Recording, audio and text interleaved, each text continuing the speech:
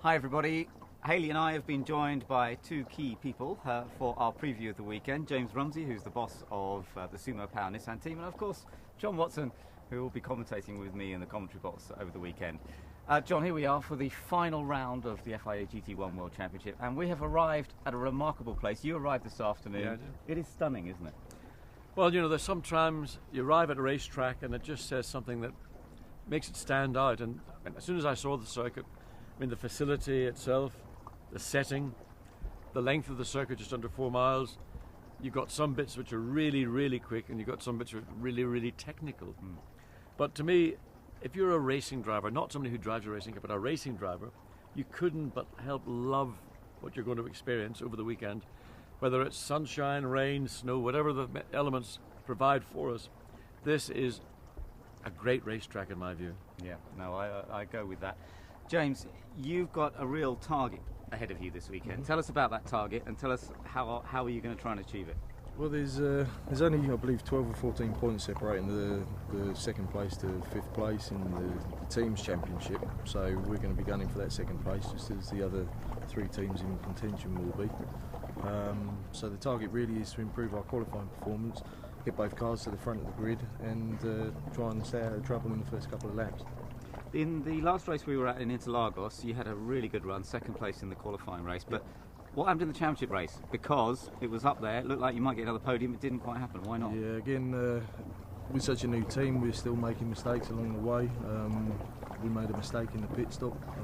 We didn't get away from the car coming down quick enough, and we gave 3 places away. I can see that hurts. Yeah, it does. It does. It's very painful, especially watching those cars go past you while your car stood still. But again, I think that's just a function of putting a new team together, and as long as we learn from our mistakes and keep pushing forward, that's the main thing really. And what do you think of your chances? Looking at the circuit, will it suit the Nissan? I think areas of it will suit the Nissan, and sort of certainly areas of it will suit our drivers as well. They tend to like the fast flowing sections, which tend to suit the car much better as well. I think we're going to need to wait to see how the track rubbers in. Offline, I think it's going to be very low grip. Certainly, I mean, last night we had lots of rain, as you know, and if that happens, it's going to make it really exciting. And you're only ever inches away from the wall, so it's going to be an adrenaline-filled weekend. It is. I think you're absolutely right there. Hayley, of all of us, you're the only one who's actually been here before, so you could actually tell us an awful lot more. But what are we going to be watching out for this weekend, particularly on Sunday? Well, I mean, the crowds are going to be amazing here. The atmosphere is going to be electric. The crowds here last time, there was thousands and thousands of people, not just sat in the stadium, but also up on the hills. Families were coming here with tents and they were pitching up on the hills, and people were screaming, they were chanting, especially with the other series that's going to be here, the local touring car series. I think it's just going to be amazing. So I'm getting goosebumps thinking about it. I'm sure you are. And the championship, of course. I mean, we've heard how Sumo Power are trying to go for the second in the teams, but there's still the drivers' championship to be sorted out. Well, all the championships to be sorted out. So it's all wide open still, isn't it? It is.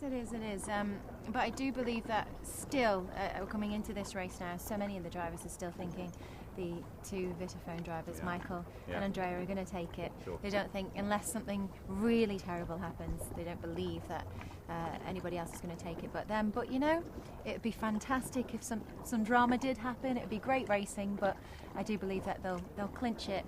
But it'll be interesting to see the overall results by the end of the weekend and how everybody else performs. So I can't wait. And John, a call from you. Any particular drivers out there that you think really are going to be suited to this circuit? Well, I think there's going to be a number that will be suited to the circuit, but I think because of the Drivers' Championship particularly, those behind they need to have miracles on their sides. They've got nothing to lose and everything to gain, and I'm looking to those drivers and teams and cars to go out there and just drive the race rather than driving maybe in a more sort of protective fashion, which is maybe what the Vitaphone Maserati will have to do. Everybody else, just get out there, give it one and enjoy it, and put on a great show, because on a circuit like this you've got the chance to really illustrate what great entertainment GT1 has been this year. Great. Well, here's to a fantastic finale, guys. Cheers. And let's hope it's a great weekend. Cheers.